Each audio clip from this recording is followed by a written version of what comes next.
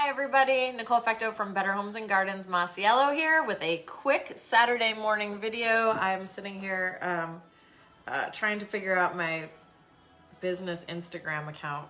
I don't know.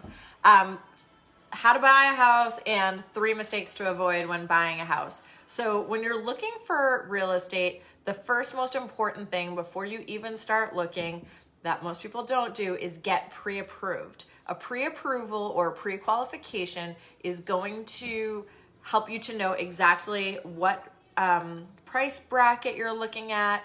You'll know if you're, depending on which state you're looking in, which towns you're looking in, what property tax bracket you're looking at also. So when you get pre-qualified, your lender is going to tell you all this stuff. They'll say if you want a $300,000 home and your property taxes can go up to $8,000 a year, this is what your payment is going to be. And then you can take that information and give it to your agent.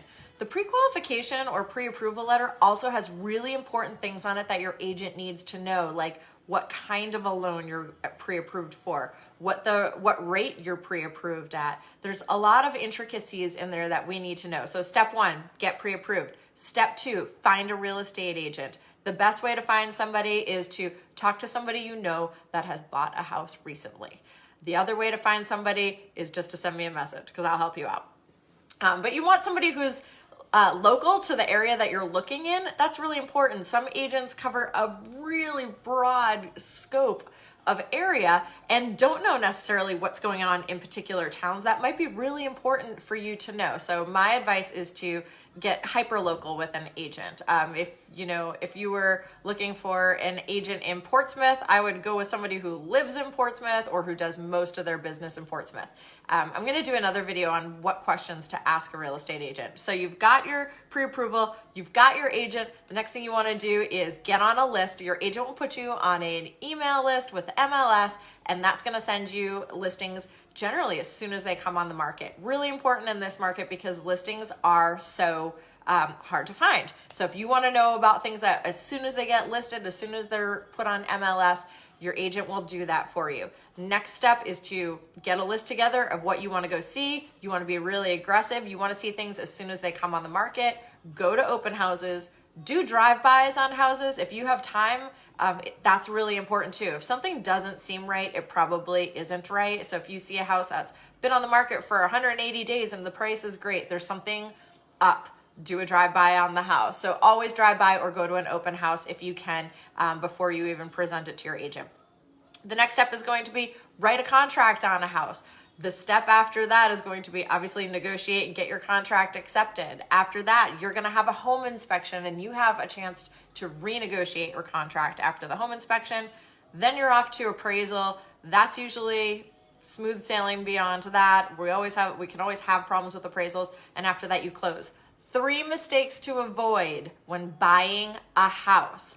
The number 1 mistake is to not get pre-qualified before you start looking. Pre-qual is going to tell you exactly what price range you can afford and what your payment is going to be. Number 2 mistake is not being willing to walk away during negotiations. This one's a tough one. It's tough for me. I get emotional about negotiating on properties that are investment properties for myself. Don't get emotional. It's hard not to get emotional. Rely on your real estate agent. We don't get emotional about your stuff. So be willing to walk away during negotiations. That's usually how you win them. And the 3rd mistake to avoid is waiving a home inspection. You are not an expert on houses, unless you are. If you're a contractor or you're a home inspector and you're buying a house, great. You've seen the house, you've gone up, you've looked.